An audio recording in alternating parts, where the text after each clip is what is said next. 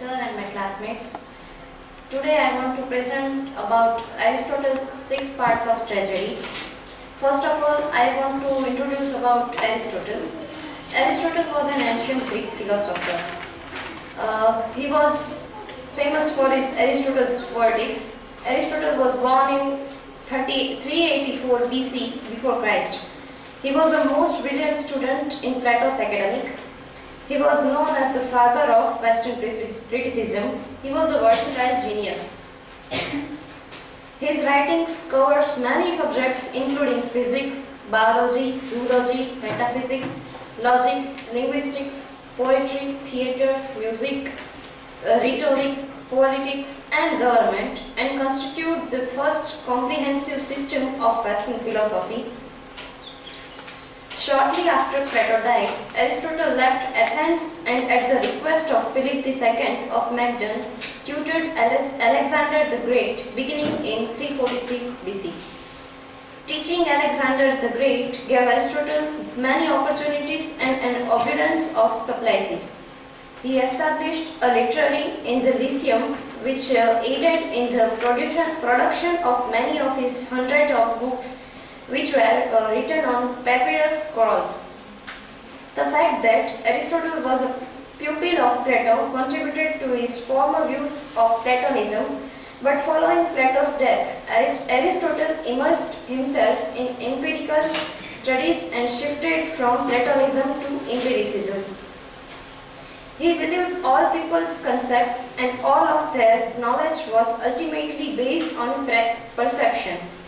His ethics, though always influential, gained renewed interest with the modern advent of virtue ethics.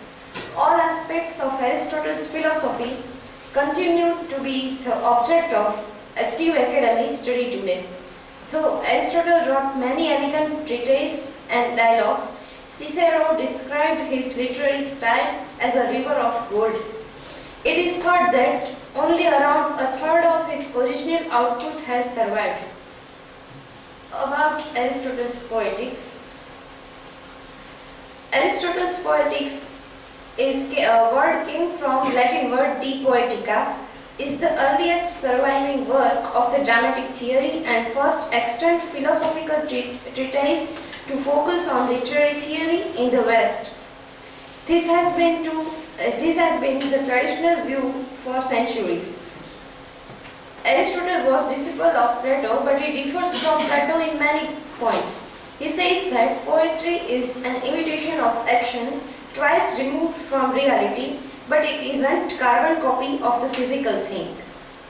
After discussing the definition of tragedy, Aristotle explores various important parts of tragedy. He asserts that any tragedy can be divided into 6 constituent parts. They are plot, diction, character, thought, song and spectacle. First of all, I want to tell about plot. According to Aristotle, plot is the soul of tragedy. Plot is the first principle and most important element among these 6. Aristotle defines plot is the harmonious arrangement of the incidents. Plot divided into 2 parts, simple plot and complex plot. Plot may be simple or complex, but complex plot is better than simple plot. Simple plot have only a change of fortune. Complex plot have both reversal of intention and recognition. A plot should have a beginning, a middle and an end. By plot, Aristotle means the arrangement of incidents, both connected with the catastrophe. The plot is the end at which tragedy aims.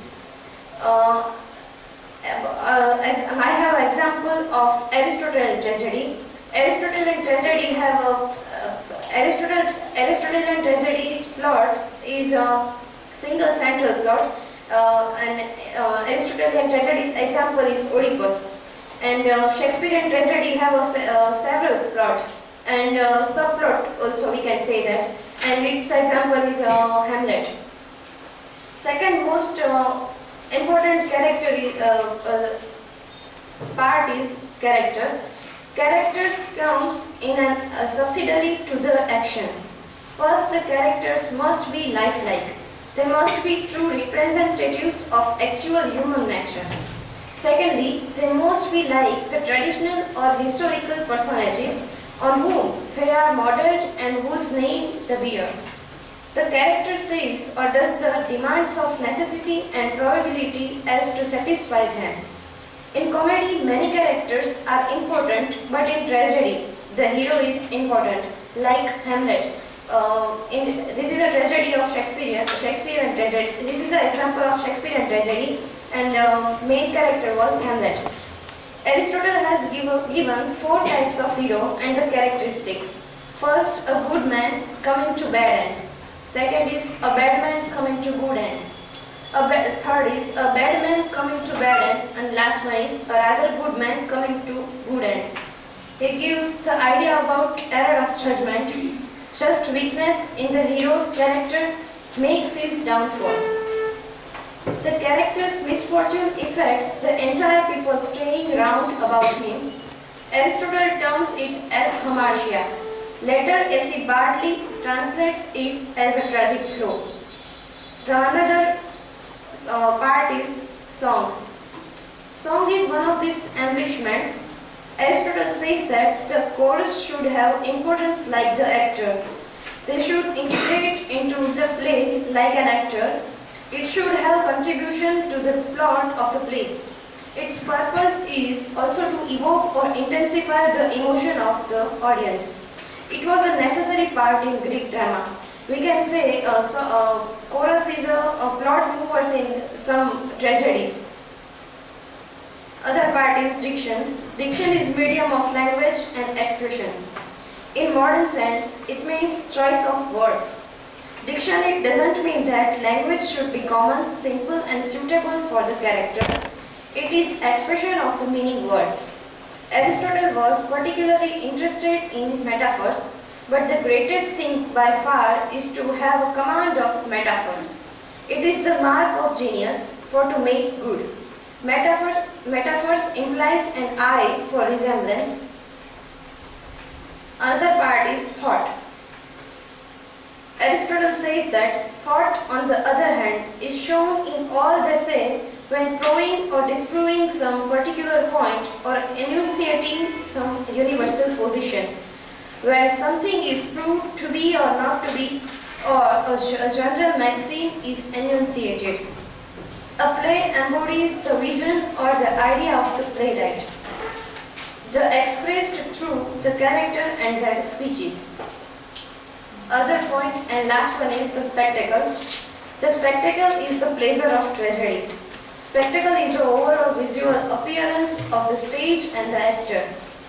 The production of spectacular effects depend more on the art of the stage machinist than on that of the part.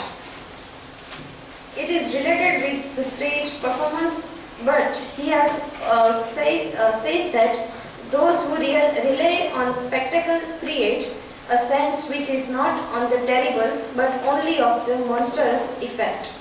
Thank you.